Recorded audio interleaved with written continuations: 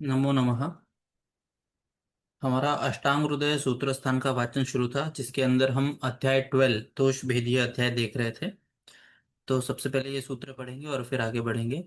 ब्रह्मणो हि समारब्धम अत्र आदिषु पूजिताम् अस्मदाचार्यं पर्यन्तं वन्दे गुरु परम्पराम् आयुर्वेद रतं वन्दे माधवाक्यं महागुरुम् आयुर्वेद अमृतं सर्वं शिष्येभ्यो प्रदत्तवान् दृष्टाज्ञानि दृष्टकर्मा कृतकर्मा तथैव च अध्यापकोऽभिषक्श्रेष्ठो महान् संशोधकस्तथा गुणै एते च मुदितैः हि यत्कार्यं प्रतनोति सः समुद्यर्थं हि कार्यस्य वयं नु प्रयतामहे। सभी गुरुजनों को प्रणाम करके आज का सेशन हम स्टार्ट करेंगे। तो कल हमने यहाँ तक देखा कि अथ त्रिविधस्य अपि व्याधे चिकित्सम आह विपक्षशीलनात् पूर्वं कर्मजः कर्म संशयात् गच्छति उभय जन्म तु दोष कर्मशयाच्य। तो हमने पहले व्याधि के तीन टाइप्स देखे, दोषज, कर्मज, दोष कर्मज या उभयात्मक। तो जिसके अंदर अपथ्य आहार विहार से अपचार से जो व्याधि होती है उसको अपचारज बोलते हैं। फिर उसके बाद कर्मज मतलब जिसमें हेतु हमें दिखते नहीं है लेकिन फिर भी व्याधि होती है अगर, तो उसे कर्मज बोलते हैं। और जिसमें दोनों इन्वॉल्व है उसको बोलते हैं दोष कर्मज। तो उसके अंदर जो दोषज है उसके अंदर विपक्ष शीलनाथ पूर्व, तो विपक्ष मतलब अपोजिट, जो जिस रीजन से दोष बड़े हैं उनके अपोजिट हमने हेतु सेवन किए तो अपने आप उनका क्षय हो जाएगा उस बीमारी का।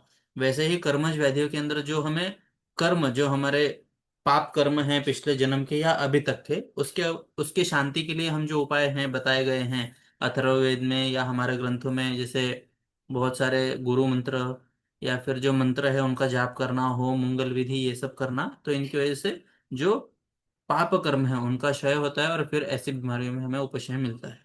और दोष कर्म क्षयाक्षयम, तो वैसे ही जब दोष और कर्म उभयात्मक व्याधि है तो उसमें जब दोषों का और कर्मों का क्षय होगा तब उस व्याधि में उपशम मिलेगा। अब हम नेक्स्ट श्लोक पे बढ़ेंगे। Shreya continue. Yes sir. Hmm. अभी हमने त्रिविध रोगों के बारे में पढ़ा, अभी हम द्विविध प्रकार के रोग के बारे में पढ़ेंगे। उसमें स्वतंत्र और परतंत्र, ये टू टाइप्स है। द्विधा स्वपरतंत्रत्वात् व्याधयो अंतयाः पुनर्द्विधा पूर्वजाः पूर्वरूपाख्या जाताः पश्चात उपद्रवाः। तो अभी दो प्रकार के व्याधि के भेद हो गए, स्वतंत्र और परतंत्र। स्वतंत्र मतलब जो खुद के प्रकार से होता है, और परतंत्र के भी फिर से दो प्रकार होते हैं, पूर्वजा और पश्चात। तो जो पूर्व कर्म होते हैं, कौन से भी जो व्याधि उत्पन्न होने के पहले सब जो पांच लक्षण जो दिखाई देते हैं, उसमें सबसे पहले पूर्व रूप जो होता है उसको हम बोलेंगे पूर्वज रोग। और जो पश्चात होता है ना, उसको हम बोलते हैं उपद्रव। उपद्रव का मतलब है कॉम्प्लिकेशंस।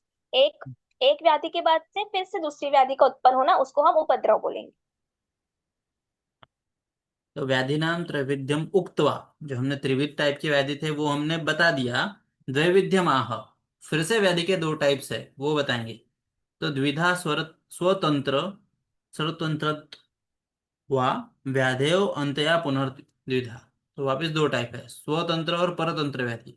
स्वतंत्र मतलब अगर मैंने कुछ वात के जो गुण है तत्र रुक्ष लघु शीत, तो ऐसे हेतु सेवन किए, मैंने चिवड़ा खाया, मैंने ड्राई चीजें बेसन वगैरह खाई, उसके ऊपर ठंडा पानी पिया, ट्रैवलिंग ज्यादा किया, ये सब मैंने सिर्फ प्रॉपर वात के हेतु सेवन किए, तो मेरा वात प्रकोप होगा और उसकी वजह से मुझे जो वात से होने वाली बीमारियां हैं वो होंगी। तो ये है स्वतंत्र व्याधि। परतंत्र मतलब क्या, मैंने हेतु भले ही कफ के सेवन किए हैं लेकिन फिर भी मुझे अगर संधि शूल हो रहा है, तो ये तो देखो, जब कफ के हेतु है तो मुझे आइडियली क्या होना चाहिए था, संधि ग्रह होना चाहिए था, संधि शोथ होना चाहिए था, मतलब कफ वाले सिम्टम होने चाहिए थे। लेकिन कफ के हेतु सेवन किया लेकिन मेरे को शूल हो रहा है, तो मतलब वात प्रकोप हुआ, तो ये परतंत्र व्याधि है। जैसा हेतु है वैसा दोष प्रकोप और वैसा व्याधि नहीं हुआ है। कभी कभी पेशेंट आते हैं बोलते हैं कि सर एसिडिटी, मैं जब दूध पीता हूँ उससे भी मुझे एसिडिटी होती है। तो हमें तो ऐसा लगता है दूध तो ठंडा है, दूध पीने के बाद एसिडिटी कम होनी चाहिए। पर पेशेंट बोलता है कि दूध पीने के बाद एसिडिटी बढ़ती है, तो ये परतंत्र व्याधि है। ठीक है। और अंत्यो, अंत्यो मतलब जो बाद में बोला है, स्वतंत्र और परतंत्र में जो अंत्य वाला है मतलब परतंत्र, उसके वापस दो टाइप है पुनर्द्विधा। वो कौन से है, पूर्व रूप और उपद्रव। तो पूर्व रूप मतलब व्याधि उत्पन्न होने से पहले जो लक्षण दिखते हैं उसको पूर्व रूप बोलते हैं। और उपद्रव मतलब जब व्याधि, कोई व्याधि है और उसके साथ कोई कॉम्प्लिकेशन दिखता है तो उसको बोलते हैं उपद्रव, या व्याधि खत्म होने के बाद जो दिखता है। तो फॉर एग्जाम्पल अगर हमें फीवर हुआ है और फीवर के बाद हमें वीकनेस रहता है, तो ये क्या है, उपद्रव है। ठीक है। कभी कभी हमें फीवर आने वाला है, तो फीवर आने से पहले हमें वीकनेस लगता है, आंखों में जलन होती है, या जमवाई जो है वो ज्यादा आती है, बॉडी पेन होता है, तो हमें समझ जाता है कि अभी मुझे फीवर आने वाला है, मुझे फीवरिश लग रहा है, तो ये पूर्व रूप है। और बाद में जो सिम्टम दिखाई देते हैं उसको बोलते हैं उपद्रव। ठीक है, बेटी का देखो, स्वतंत्रश्च परतंत्रश्च, स्वतंत्र परतंत्रौ तयो भावः स्वतंत्र परतंत्रत्वम् तस्मात् हेतो द्विधा व्याधः। तो ऐसे दो टाइप की व्याधि है, स्वतंत्र व्याधि और परतंत्र व्याधि। तो यहाँ पे मतलब उन्होंने क्लासिफिकेशन बहुत सारे टाइप से दे के रखे हैं। हमें पेशेंट आने के बाद सब चीजें ध्यान में रखनी है कि स्वतंत्र है, परतंत्र है, इसमें कर्म इन्वॉल्वमेंट है कि सिर्फ दोषज वाला है कि दोष कर्मज है, फिर उसके बाद शारीर व्याधि है कि मानस व्याधि है, उसके बाद आमाशयोथ है, पक्वाशयोथ है, ऐसे बहुत सारे टाइप्स दिए हैं। ये सब हमें एक ही टाइम पे ध्यान में लेना चाहिए। ये आयुर्वेद है, आयुष का वेद है। तो ये एलोपैथी के जैसा नहीं, पेशेंट आया सिम्टम बोले ट्रीटमेंट दिया, नहीं। इसीलिए हमें हिस्ट्री टेकिंग अच्छे से करना चाहिए, हर एक पॉइंट को समझना चाहिए, उसके बाद चिकित्सा करना चाहिए। तो एके स्वतंत्रा अन्य परतंत्र इति अर्थः। एक टाइप है स्वतंत्र, दूसरा है परतंत्र। अन्ते भवा अन्त्याः, तो जो अंत है मतलब परतंत्र, मतलब परतंत्राः ते पुनः भयो द्विधा। तो वो फिर से दो टाइप्स के हैं, कौन से अगले सूत्र में बताएंगे। तो श्रेय ने पहले ही बता दिया, तद एव द्वैविध्यम दर्शितुम आह पूर्वजा पूर्व रूपाख्या जाता पश्चात उपद्रव। तो मतलब जो पहले जिसके सिम्टम दिखाई देते हैं वो है पूर्व रूप, और जाता व्याधि होने के बाद पश्चात उपद्रव, उसको बोलते हैं उपद्रव। तो पूर्वम जाता पूर्वजाः अन्येषु अपि दृश्यते इति। पूर्वजा पूर्व रूप संज्ञा, उसको पूर्व रूप भी बोलते हैं। ये जो पश्चात जागा गदा ते व्याधि नाम उपद्रव, और जो बाद में हमें दिखाई देता है उसको बोलते हैं उपद्रव। इति अंत्याद्विधा। इस प्रकार से उसके दो टाइप से, जो परतंत्र व्याधि है उसके भी दो टाइप से। श्रेया नेक्स्ट। अभी हम स्वतंत्र रोग के बारे में पढ़ेंगे। यथा स्वजन्मोपशयाः स्वतंत्राः स्पष्ट लक्षणाः। तो स्वतंत्र रोग एक कौन सा रोग होता है कि पर्टिकुलर कौन सा तो भी दोष है, वात पित्त कफ, तो उसी दोष का वही लक्षण दिखाई देगा और उसी के कारणों से उत्पन्न हुआ होगा वो रोग, और उसकी चिकित्सा दिखाएंगे। तो अगर वात से उत्पन्न रोग होगा तो कुछ उसी के प्रकार का हेतु होगा, उसी के लक्षण दिखाई देंगे और उसी की चिकित्सा से उसका शमन भी होगा। हाँ, तो ये हमने डिस्कस किया पहले कि स्वतंत्र मतलब जैसा हेतु वैसा दोष प्रकोप वैसा व्याधि, सब 1:1 रेशो में, हैंड इन हैंड है सब एकदम। तो यहाँ पे देखो टीका में क्या बोलते हैं, जन्म च उपशयश्च जन्मोपशय, मतलब उस व्याधि का जन्म उसके हेतु की वजह से होगा, और उसका उपशय उसके अपोजिट हेतु की वजह से होगा। जन्म मतलब उत्पत्ति, उपशय मतलब सुखानुबंध। यो यह स्वम स्वम यथा स्वम, यस्य ज्वर आदेः यवात्मीयो शस्त्र निर्दिष्टो तो यथा स्व शब्देन सुच्यते। तो यहाँ पे देखो, जब भी तुम आगे जब हम चिकित्सा स्थान पढ़ेंगे, तो वहां पे हेतुओं में कभी भी ऐसा नहीं बोला है कि तुम ये हेतु सेवन करो तो इससे तुम्हें ज्वर हो जाएगा, ये हेतु सेवन करो तो तुम्हें रक्त पित्त हो जाएगा, ऐसा कहीं नहीं बोला है।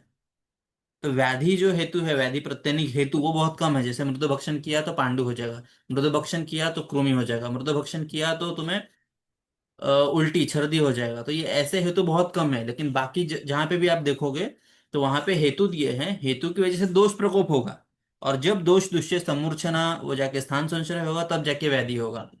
जब दोष प्रकोप होगा, फॉर एग्जाम्पल अगर हम ज्वर ले, तो जो भी हेतु सेवन है वो करने के बाद पित्त प्रधान दोष प्रकोपित होंगे, वो आमाशय में जाएंगे, वहां पे जो जाठर अग्नि है उसको अपने स्थान से निकाल के पूरे बॉडी में फैलाएंगे, और फिर हमें टेम्परेचर पूरे बॉडी में गर्माहट, टेम्परेचर बढ़ा हुआ फील होगा, और तब जाके ज्वर संप्राप्ति होगा या ज्वर व्याधि होगा, है ना। तो यहाँ पे वही बोला है कि यस्य ज्वर आदे यवात्मीयो शास्त्र निर्दिष्टो तो यथा स्वेन सुच्यते। तो यहाँ पे शास्त्र में जो निर्देश है ज्वर आदि के हेतु में, अगर वैसे हेतु सेवन किए तो दोष प्रकोप होगा, और वो जब आमाशय में जाएगा तो ये क्लियर है एकदम, इसमें कोई ऐसे डिस्टरबेंस नहीं है कि वहां पे कफ के भी सिम्टम्स आ गए, वात के भी आ गए, फिर भी वात ज्वर है, तो ऐसा मिक्स नहीं है। स्वतंत्र है वो। यथा स्वम जन्म उपशय येषाम ते यथा स्वजन्म उपशया व्याधि स्वतंत्र उच्यते, तो उसको स्वतंत्र व्याधि बोलते हैं। चिकित्सा गुरु लागो प्रतिपत्ति अर्थम च स्वतंत्र आदि संज्ञा प्रकरणम स्वग्रहणादेः अन्य जन्मानि जायन्ते अन्यस्य च व्याधि यतः उपशय। तो फिर जिससे उसका उत्पत्ति हो रहा है उसके अपोजिट हमने हेतु सेवन किया, तो उसका उपशय हो जाएगा सुखानुबंधतः एत परिवारस्य अपि ते तु न स्वतंत्राः। तथा च उक्तं पूर्वरूपादिक्रमेण जर आदि उत्पन्ने तत् परिवारा ये च श्वासादयो उत्पद्यन्ते तद उपशये च उपशयते न ते स्वतंत्राः। ज्वर आदयो मूलव्याधि रूपत्वात् स्वतंत्र उच्यते। नेक्स्ट।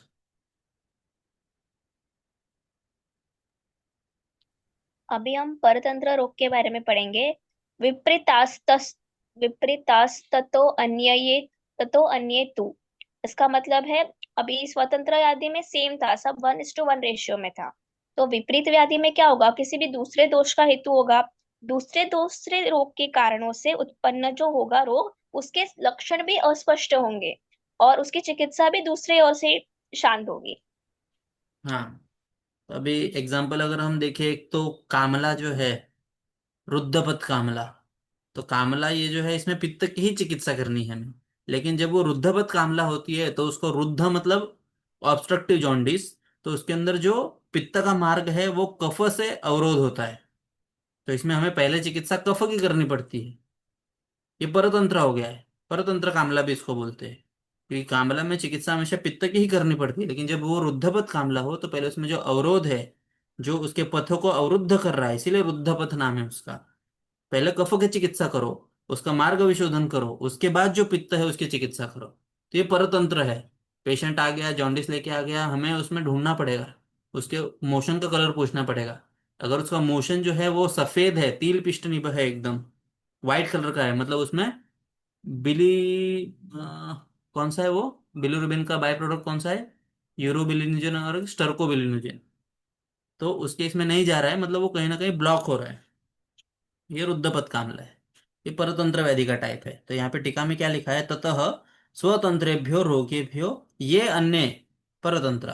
तो स्वतंत्र हमने देखा, ये अन्य उसको छोड़ के जो है वो है परतंत्र। पूर्व रूखा रूपाख्या तथा उपद्रव संज्ञाश्च, उसके दो टाइप है, पूर्व रूप और उपद्रव। ते विपरीता विपरीत स्वरूपा न यथा स्व जन्म उपशय न च स्पष्ट लक्षण। उसका ना ही तो कोई हम हेतु ढूंढ सकते हैं, उसकी चिकित्सा भी जैसे जो दिखता है। अगर आप कामला, मैंने बोला रुद्धपथ कामला जो है, उसमें आप पित्त की चिकित्सा करने जाओ तो फॉर एग्जांपल एक पाइप है, उसके अंदर कहीं ब्लॉकेज है, आप सोचोगे कि मैं उसमें और पानी डालूं और फिर प्रेशर से ये करूं, तो अगर वो लॉज अच्छे से नहीं हुआ रहेगा तो वो ठीक है, वो निकल जाएगा। लेकिन अगर उसने वहां पे ऑब्स्ट्रक्शन जो है वो एकदम स्टिफ है, मजबूत है, तो जब अगर हम पानी डालने की कोशिश करें, जो ट्यूब से पाइप है वो फट जाएगा। तो यथा न यथा स्वजन्म उपशय न च स्पष्ट लक्षण, तो उसके लक्षण भी स्पष्ट नहीं दिखते हैं कि सिर्फ पित्त के लक्षण दिखेंगे, ऐसा नहीं है। कभी कफ के लक्षण, कभी पित्त के लक्षण। जैसे मैंने बोला, मल का जो लक्षण है वह श्वेत रहेगा, श्वेत वर्णी मल। तो पीत में तो हमने देखा कि पीत, नील, हरित ऐसे कलर होना चाहिए, पर यहाँ पे तो मल का वर्ण श्वेत है। तो इसीलिए न च स्पष्ट लक्षणा, जो उसके स्पेसिफिक जैसा दोष हमें लगता है वैसे स्पष्ट लक्षण नहीं दिखते। तो ये है परतंत्र व्याधि। नेक्स्ट। विद्यादेवं मलानपि। तो ऐसे ही जो हमने स्वतंत्र रोग और परतंत्र रोग दोषों के संबंधित पढ़ा, तो इसी प्रकार मल का भी दो प्रकार होता है, स्वतंत्र और परतंत्र, एंड उसके अकॉर्डिंग है। हाँ, तो यहाँ पे हमें मल से दोष को लेना है, दोष को कंसिडर करना है कि न केवलम रोगान। तो ऐसा रोगों में नहीं होता है कि स्वतंत्र व्याधि और परतंत्र व्याधि, वो दोषों में भी होता है, स्वतंत्र और परतंत्र। शीत पित्त एक एग्जांपल देख लो। शीत पित्त से हमें, इसमें वर्ड में क्या है, पित्त है, तो हमें क्या लगेगा कि पित्त प्रधान व्याधि है, लेकिन इसमें पित्त इन्वॉल्व नहीं है।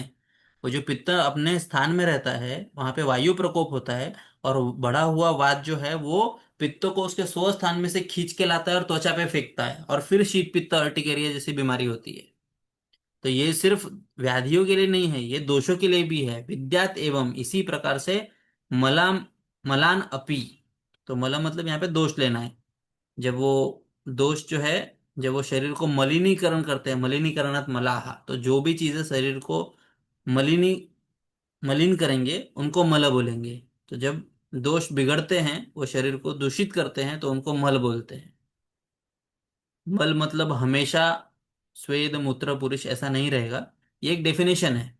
जो ऐसा काम करेगा उसको मल संज्ञा मिल जाएगा। ठीक है। तो न केवलम रोगान स्वतंत्र परतंत्र भेदे विद्यात द्वैध, यावन मलान मतलब दोषान अपि वातादीन एवं स्वतंत्र परतंत्र भेदे जानीयात, तो वैसे ही दोषों को भी स्वतंत्र और परतंत्र ऐसा जानना चाहिए। नेक्स्ट। तान लक्षयेद वही तो विकुर्वाणान प्रतिज्वरम। तो इसी प्रकार वात आदि दोषों का स्वतंत्र और परतंत्र भेद से प्रतिज्वरम ऐसे पर विचार करना चाहिए। ऐसे ही बोला ना सर इसमें। हाँ, यहाँ पे प्रति ज्वर मतलब ज्वर फिर से व्याधि का पर्याय है। ज्वर मतलब वो ज्वर फीवर वो बीमारी नहीं लेना है, ज्वर ये व्याधि का पर्याय है, डिजीज का पर्याय है। तो तान लक्ष्येत, अवहितो, अवहितो मतलब फुल कंसंट्रेशन से एकदम ध्यान लगा के जो गुत्थी है उसको हमें सुलझाना है एक वैद्य को। विकुर्वाण करना चाहिए प्रतिज्वरम, चिकित्सा कैसी करनी चाहिए, लक्ष्य देके पूरे कंसंट्रेशन से कि ये स्वतंत्र है परतंत्र है व्याधि है दोष है, फिर उसमें दोषज है कर्मज है, दोनों हैं, ये सब देख के तान लक्ष्येत अवहितो मतलब एकदम दत्त चित्त होके एकदम अच्छे मन से फुल कंसंट्रेशन से वी कुर्बान प्रति ज्वरम, तो सभी बीमारियों को हमें प्रति ज्वरम, ज्वर मतलब बीमारी, प्रति मतलब ट्रीटमेंट, तो उसके अपोजिट हमें चिकित्सा करना चाहिए। तो तान वात पित्त कफान यथा स्वजन्म उपशय लक्षण अवच्छिन्न स्वरूपान प्रति ज्वरम मतलब प्रति विकारम, हर एक ज्वर मतलब विकार व्याधि, विकुर्वणान विकृतिम कोपम गच्छतो जानीयात, ये जानना है वैद्य इति शेषः, यहाँ पे वैद्य के लिए कहा गया है ये। किम द्रुकः अवहित दत्त चित्त मतलब पूरे कॉन्सेंट्रेशन से फिर चिकित्सा करना चाहिए। नेक्स्ट।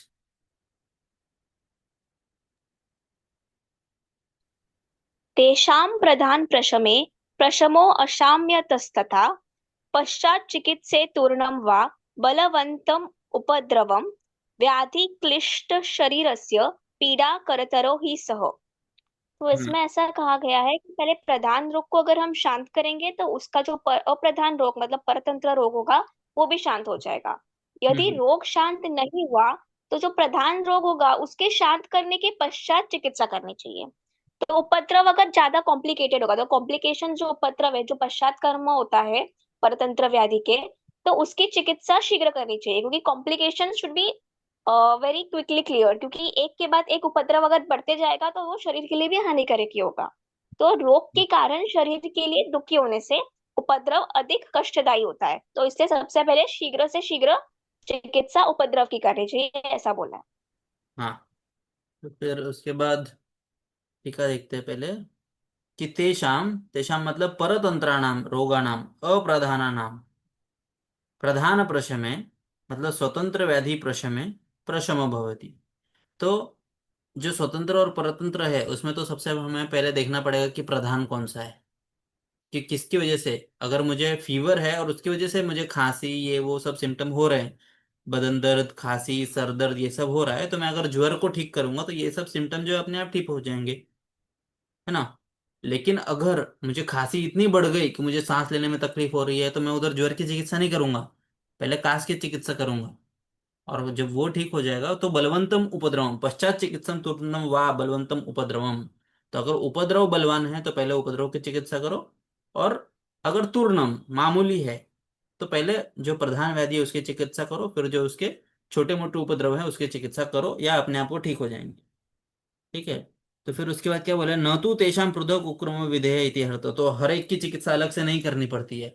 पेशेंट आएगा, आते हैं बहुत सारे पेशेंट, कि वो सबसे पहले जो कंप्लेंट बोलते हैं उस पे हमें ध्यान देना चाहिए कि पेशेंट का पेट साफ नहीं हो रहा है, उसकी वजह से हमने देखा कि जो मल वेग का धारण हुआ है तो शिरशूल भी होता है, पेट में गुड़गुड़ाहट भी होता है, उदरशूल भी होता है, पिंड को द्वेष्टन भी होता है। तो ऐसा नहीं कि पेशेंट बोलेगा पेट साफ नहीं होता है तो उसके लिए गंधर्व रीत की, ये इधर पिंडरी में दर्द हो रहा है उसके लिए दशमूलारिष्ट शिरशूल हो रहा है उसके लिए शिरशूलादि वटी पथ्यादि वटी, उसके बाद उसको पेट साफ पेट में गुड़गुड़ाहट हो रहा है उसके लिए शंखवटी, हर एक चीज के लिए अलग ट्रीटमेंट देने की जरूरत नहीं है।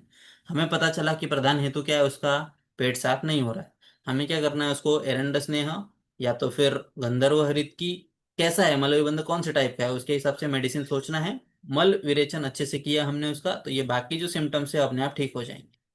तो यहाँ पे वही बोला है तेषाम प्रधान प्रशमे, प्रधान प्रशम करने के लिए प्रशमो अशाम्य तथा, तो बाकी की चिकित्सा नहीं की तो भी चलेगा प्रधान प्रशमन हुआ तो, पश्चात चिकित्सा तूर्णम और फिर जो छोटे मोटे बच्चे उनकी चिकित्सा करो, वा नहीं तो बलवंतम उपद्रवम जो उपद्रव बलवान है तो पहले उपद्रव की चिकित्सा करो, उसके बाद जो व्याधि है फिर उस पे आओ। फिर सद अशाम्यतः तथा शमनं गच्छतः परतंत्रान् व्याधीन दोषान् वा तथा तेन प्रकारेण प्रधान चिकित्सा लक्षण पश्चात प्रधान चिकित्सा उत्तर कालम चिकित्सेत। प्रधान चिकित्सा करने के बाद में फिर जो बचा हुआ है उसकी चिकित्सा करो। अचिकित्सा मानव ही असाध्यता व्यायात, और उसकी चिकित्सा हमने प्रधान की चिकित्सा नहीं की तो असाध्यता की तरफ हो जा सकता है।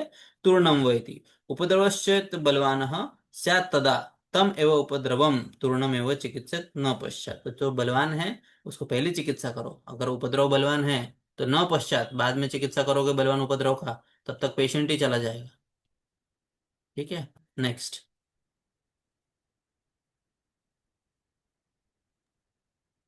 फिर ये हमने देखा व्याधि क्लिष्ट शरीर से पीड़ा करतरो हिस्सा। तो यहाँ पे क्वेश्चन पूछते हैं कि ननु कुतो अप्रधानम शीघ्रम चिकित्सेत। तो पहले अप्रधान रहेगा तो उसकी चिकित्सा हमें कैसे करनी है। तो व्याधि क्लिष्ट शरीर, जब उसके अंदर व्याधि क्लिष्ट है जब शरीर, तो ये जो उपद्रव है वो भी ज्यादा तकलीफ देती है, इसीलिए जो अगर वो प्रधान होगा तो उसकी चिकित्सा हमें पहले करनी चाहिए। नेक्स्ट, ये बहुत इंपॉर्टेंट श्लोक है, सबको याद होना ही चाहिए। पढ़ो।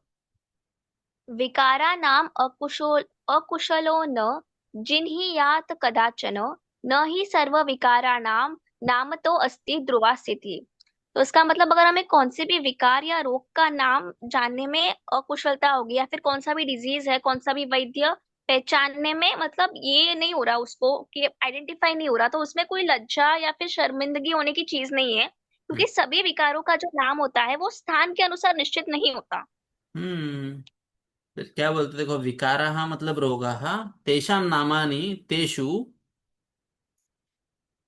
तेषु अकुशलो वैद्यो न जातुचित जिर्यात्। मतलब रोग संज्ञा संज्ञानभिः विज्ञो अहम इति लज्जां न कुर्यात् चिकित्साम् एव विदध्यात् इति अर्थः। कुतो हेतुः इति आह न हि इत्यादि यस्मात् सर्वविकाराणां नामतः संज्ञतो ध्रुव निश्चित स्थिति अवस्थानं नास्ति। तो यहाँ पे क्या बोला है, इस श्लोक को अच्छे से याद कर लो। विकाराणाम अकुशलो न जिर्यात् कदाचन न हि सर्वविकाराणां नाम अस्ति नामतो अस्ति ध्रुवा स्थिति। मतलब विकारा नाम अकुशलो, मतलब मुझे फॉर एग्जांपल किसी भी कोई पेशेंट तकलीफ लेके आया और मुझे उसका डायग्नोसिस का नाम बोलने नहीं आया कि इसको ज्वर है, इसको वात रक्त है, ये मुझे बोलने नहीं आया, तो इसमें कोई लज्जा की बात नहीं है कि हर एक का पर्सपेक्टिव, हर एक का वे ऑफ डायग्नोसिस अलग अलग हो सकता है। न ही सर्व विकारा नाम नाम तो अस्ति ध्रुवा अस्ति, और ऐसा है ही नहीं कि भाई सब विकारों को नाम है, किसी किसी को नाम नहीं है। उसका दोष मुझे समझ गया कि इसमें पित्त बढ़ा हुआ है, इसमें कफ बढ़ा हुआ है, आमाशय में है, पक्वाशय में है, जानु में है, आम अवस्था में है, पक्वावस्था में है, इतना समझे तो ठीक है, मैं चिकित्सा कर सकता हूँ। क्योंकि नहीं सर्व विकाराणाम नाम तो अस्ति ध्रुवा स्थिति, हर विकार को नाम देना जरूरी नहीं है। नेक्स्ट, तो फिर हम कैसे जानेंगे वो अगले श्लोक में बताया। हम्म स एव कुपितो दोषः समुत्थान विशेषतः स्थान अंतराणि च प्राप्य विकारान् कुरुते बहून् तस्मात् विकार प्रकृतिर अधिष्ठान अंतराणि च बुद्धवा हेतु विशेषाश्च शीघ्रं कुर्यात् हम्म उपक्रमम्। हम्म तो वही जो कुपित दोष होता है वो समुत्थान भेद से अपने स्थान को छोड़कर अन्य स्थान में जाके अनेक प्रकार के रोग उत्पन्न कर सकता है।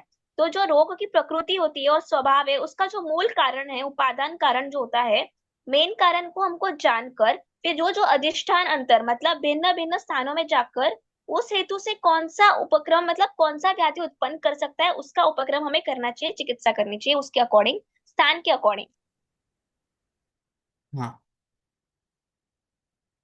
तो हमें अभी उन्होंने बोला कि न ही सर्वविकार नाम नामस्वस्ति ध्रुवस्ति। तो अभी अगर मुझे भले ही डिजीज का डायग्नोसिस नेमिंग करने नहीं आया, लेकिन मुझे इस प्रकार से व्याधि को समझने आना चाहिए। स एव कुपित दोषा समुत्थान विशेषतः, ये पेशेंट, समुत्थान मतलब हेतु का पर्याय है वो, तो ये पेशेंट ने हेतु विशेष, ये पेशेंट ने रात को बहुत ट्रैवलिंग किया, रात्रि जागरण किया, ये समुत्थान, ये उसका हेतु है। सैव तो कुपित दोषा, इसीलिए उसका वात प्रकोप हुआ। स्थानांतराणी, और ये जो वात प्रकोप हुआ वो उसके शिर प्रदेश में गया। च प्राप्य स्थानांतराणी च प्राप्य, उस स्थान में जाके स्थित हुआ। विकारण कुरुते बहुन, इस वजह से उसको अनिद्रा, शिरशूल, चिड़चिड़ ये सब हो रहा है ना। तो इस प्रकार से तुम्हें पूरा संप्राप्ति बताने, पैथोजेनेसिस जो है व्याधि का ऐसे बताने आना चाहिए। तो तुम्हें व्याधि का नाम नहीं पता रहा तो भी चलेगा। तस्माद् विकार प्रकृति अधिष्ठानांतराणि च। तो उस विकार का प्रकृति क्या है, मतलब क्या है, उसके सिम्टम क्या है, कैसे डेवलप हुआ है, उसका अधिष्ठान क्या है। स्थानांतराणि च बुधवा, मतलब ये जानने के बाद, हेतु विशेष जानने के बाद, शीघ्रम के कुर्यात उपक्रमम, तो फिर उसके बाद उसकी चिकित्सा करो, सिंपल है। पेशेंट रात को सोया नहीं है, हमारे पास हेतु है, उसको दीवा स्वाप करने के लिए बोलो, जितना रात्रि जागरण हुआ है उसके आधे क्वांटिटी में बिना खाए। और जो रात्रि जागरण की चिकित्सा, निद्रा वेग का धारण किया तो क्या करना है, संवहन करना है, प्रिय कथा करना है, संवाहन करना है, और उसको सोने के लिए बोलना है, सुरा देना है। ये सब चिकित्सा में करना चाहिए। ठीक है, लेकिन अगर पेशेंट आ गया, हमने उसका किसी ने डायग्नोसिस करके भेज दिया कि बाबा इसको इंसोम्निया है, क्या करोगे, हेतु हमें पता ही नहीं है, वो दोष प्रकोप शांत संशय कहाँ पे हुई है हमें पता ही नहीं है, तो चिकित्सा हम नहीं कर पाएंगे। लेकिन इस प्रकार से अगर हमने पैथोजेनेसिस समझ लिया व्याधि का, तो हम चिकित्सा इजीली कर सकते हैं। संप्राप्ति भंग, चिकित्सा मतलब क्या है, संप्राप्ति भंग। जिस प्रकार से व्याधि हुआ है वो कहाँ पे हमें तोड़ना है, उस संप्राप्ति को कहाँ पे भंग करना है, वही चिकित्सा है। ठीक है, ये बहुत इंपॉर्टेंट है, ये दो श्लोक को याद किया तो अच्छी बात होगी। नेक्स्ट। हम्म। अभी जो नेक्स्ट श्लोक है ना, so that is very much important for युक्ति प्रमाण। क्योंकि हम्म। चिकित्सा करने के लिए सबसे इम्पोर्टेंट प्रमाण का जो यूज होता है वो होता है युक्ति प्रमाण। तो ये जो दशविध भाव है ना, you can also right this श्लोक इन युक्ति प्रमाण की चिकित्सा करने की युक्ति के लिए ये 10 फैक्टर्स इंपॉर्टेंट होते हैं। हाँ। दुष्य देश बलम कालम अनलम प्रकृतिम वयः सत्वम सात्म्यम तथा आहार अवस्थाश्च पृथक्विदा सूक्ष्म सूक्ष्म समीक्षयिष्यां दोष औषध निरूपणैः यो वर्तते चिकित्सायां न स स्खलति जातुचित। तो जो चिकित्सक दुष्य, दुष्य का मतलब होता है रस रक्त आदि जो धातु होते हैं उसके साथ मल, तो धातु प्लस मल इज कॉल्ड दुष्य। देश का मतलब जंगल अनूप साधारण कौन सा देश है, या फिर शरीर देश और मानस देश जो होता है वो देश।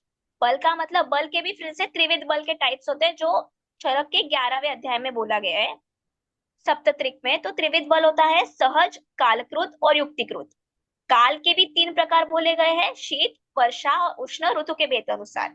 अग्नि में सम अग्नि, विषम अग्नि, तीक्ष्ण अग्नि अग्नि, मंद अग्नि, दोषों के अनुसार फिर से सब टाइप्स है। प्रकृति जो होता है वो 13 प्रकार की प्रकृति होती है, पहले तो सप्त दोषज, फिर बाद में द्वंद्व और फिर सबका एक सन्निपातज प्रकृति। वय में बाल वय मतलब बाल्यावस्था, मध्य अवस्था, वृद्धावस्था। सत्व के अकॉर्डिंग सात्विक, राजसिक, तामसिक। सात्म्य में प्रवर, अवर और मध्य। और आहार में हित आहार और अहित आहार। अवस्था में सूक्ष्म और असूक्ष्म अवस्था। तो इन सब का विचार करके दोषों के अनुसार हमें औषध का प्रयोग करना चाहिए, और चिकित्सा में ये फैक्टर्स को कंसिडर करने चाहिए। अगर ये कंसिडर नहीं किया तो वो वैद्य चिकित्सा कर्म में कभी सफल नहीं हो पाएगा, मतलब असफल हो जाएगा। तो this hmm. Are the important 10। तो पिछले श्लोक में हमने देखा कि ये इस प्रकार से हमने संप्राप्ति समझ ली, उसके बाद कुर्याद उपक्रमम, तो अभी चिकित्सा हम इजीली कर सकते हैं। तो चिकित्सा कैसे करेंगे, उसके प्रिंसिपल्स क्या है, उसके लिए अगला सूत्र ये दिया है यहाँ पे। दुष्यम देशम बलम कालम अनलम प्रकृतिम वयः सत्वम सात्म्यम तथा आहार अवस्थाश्च पृथक्विता सूक्ष्म सूक्ष्म समीक्षेषाम दोष औषध निरूपणे यो वर्तते चिकित्सायाम न स स्खलति जातुचित। तभी वैद्य को क्या करना है चिकित्सा करने से पहले, कि दुष्य कौन से दोष है, कौन से मल इन्वॉल्व है, दुष्य धातु और मल इन्वॉल्व है। देश, तो व्याधि का देश, जो हम मेडिसिन देने वाले हैं उसका देश, जो पेशेंट है वो किस देश का है, अभी किस देश में है, ये सब। बल, व्याधि का बल, पेशेंट का बल, दोषों का बल। काल कौन सा है, ग्रीष्म ऋतु है, पित्त की व्याधि है तो उष्ण तीक्ष्ण मेडिसिन नहीं यूज करना है। अनलम, उसकी जाठराग्नि की स्थिति क्या है वो, पेशेंट की प्रकृति क्या है, व्याधि की प्रकृति क्या है। वय, जो बाल वय है, बच्चे हैं और बूढ़े हैं, उनमें मृदु औषधि यूज करना चाहिए, तीक्ष्ण औषधि नहीं यूज करना चाहिए। उसका सत्व कैसा है, कि पेशेंट कभी कभी, एक और टाइप से व्याधि बताया ना, जब उसका सत्व बहुत अच्छा हो और उसको बड़ी बीमारी भी हो, लघु वैदित और गुरु वैदित, ये वाला जो क्लासिफिकेशन है, तो वो सत्व उधर ज्यादा इंपॉर्टेंट है। तो सत्व कैसा है, पेशेंट का विल पावर, सात्म्य, पेशेंट क्या साथ में है असाथ में है। आज मेरी एक सर से बात हो रही थी, तो वहां पे यहाँ पे वहां पे सर डिस्कशन में सर ने बोला कि उनके पास एक पेशेंट आए थे, वो 3 महीने से उनको बार बार सर्दी खांसी हो रही थी। तो सर ट्रीटमेंट दे रहे थे, उसको उपशम मिल रहा था, लेकिन वापस वो रिकर हो जा रहा था। तो सर सोच रहे थे मेरे से क्या गलती हो रही है, क्या गलती हो रही है। फिर सर ने उसको पूछा कि आप कहाँ पे रहते हो तो आपको अच्छा लगता है। तो पेशेंट ने बोला, अरे सर मैं ये बताना भूल ही गई कि जैसे ही मैं अपने गाँव जाती हूँ तो मुझे वहां पे सब अचानक से सब ठीक हो जाता है, कुछ दवाई लेने की जरूरत नहीं है, कुछ नहीं, वहां पे जैसे ही जाती हूँ ठीक होता है। हमारे पास भी पेशेंट आते हैं कि यहाँ पे भले ही कैसे भी हो, गाँव में गए तो एकदम अच्छा, बिना कोई मेडिसिन के दवाई लेके जाते हैं, एक भी दिन लेते नहीं, फिर भी अच्छा लगता है। तो सर को ऐसे समझा कि ये साथ में उसका वहां का है। तो इसलिए सर ने क्या बोला कि आप वहां पे जो भी आपका फल फूल पौधे, मट्टी, जो वहां से पत्थर मंगाए, और पेशेंट को बोला ये पत्थर पानी में डालो धो के, और वो जो पानी होगा वो आप पानी पियो। तो बाकी बच्चों ने पूछा सर क्यों ऐसे, मतलब। तो अब सर ने बताया कि ये सात्म्य, उसको वहां का प्रदेश सात्म्य है, इसीलिए वहां का पानी, तो उधर की मिट्टी मंगाई, उधर का पानी पिया, जो बैक्टीरिया उसके गट में थे वो वापस रिप्लेनिश हुए, और उसकी वजह से उसको सब अच्छा लगने लगा। तो इतना डीप विचार भी कोई कर सकता है सात्म्य का, देखो। तथा आहार, पेशेंट का आहार कैसा है, कौन सा सूट करेगा वो। और अवस्था, ये बहुत इंपॉर्टेंट है, आमावस्था पक्वावस्था, ये इसका डिवीजन हमें करना ही चाहिए। जो भी चिकित्सा बताई है वो निराम दोषों की है, साम दोषों की चिकित्सा अलग है। तो पहले साम को निराम में कन्वर्ट करना है, फिर उसकी चिकित्सा करना है। पृथक विधा, इन सबका हर एक का एक एक चीज का विचार करते, सूक्ष्म सूक्ष्म एकदम डीप कीन थॉट उस पर प्रोसेस करके, समीक्षेषाम समझ के, दोष औषधि निरूपण है, दोष कौन सा है और औषध कौन सा देना है। पित्त के ऊपर 3 रस है, मधुर तिक्त कषाय, लेकिन मुझे मधुर यूज करना है, तिक्त यूज करना है, कषाय यूज करना है। ये मुझे सूक्ष्म सूक्ष्म समीक्षेषाम, इन सब भावों को ये सब निरूपण करके फिर मैं औषध का निरूपण करूंगा। यो वर्तते, और इस प्रकार से जो वैद्य चिकित्सा में प्रैक्टिस करेगा, न स्खलति जातुचित, वो कभी भी उसका ट्रीटमेंट फेल नहीं होगा। ये इतना इम्पोर्टेंट सूत्र है, ठीक है। नेक्स्ट। गुर्व अल्प व्याधि संस्थान सत्व देह बलाबलात् बल अबलात् दृश्यते अप्यन्यथाकारम तस्मिन् वहितो भवेत्। तो हम्म। गुरु एवं अल्प संस्थान मतलब लक्षण, हाँ। और सत्व एवं देह का बल और अबल से अन्यथाकार मतलब गुरु लघु के समान, लघु गुरु के समान दिखाई देता है। और ऐसे स्थिति को हम चिकित्सा में हमको सावधान रहना चाहिए। हाँ, तो अभी जिसकी बात हम कर रहे थे कि गुरु व्याधि संस्थानम सत्वदेह बलाबलात् दृश्यते अपि अन्यथाकारम तस्मिन् अवहितो भवेत्। तो हमें इधर भी थोड़ा ध्यान से देखना पड़ेगा। कोई कोई पेशेंट आते हैं जिनको बीमारी एकदम छोटी छोटी होती है, लेकिन फिर भी ऐसा दिखाते हैं कि बहुत सीवियर है। और किसी को सीवियर बीमारी है लेकिन उनका विल पावर इतना अच्छा होता है कि वो ऐसे इजीली समझ लेते, नहीं नहीं मैं ठीक हूँ, कुछ हुआ नहीं है, तो उसको गुरु व्याधि तो लघु व्याधि ऐसे बोलते हैं। तो यहाँ पे हमें डिफरेंशिएशन करना इंपॉर्टेंट है। तो यहीं पे आज रुकेंगे और आगे का पार्ट हम कल से डिस्कस करेंगे। ठीक है, किसी को कुछ डाउट है तो 2 मिनट डिस्कस करेंगे हम अभी।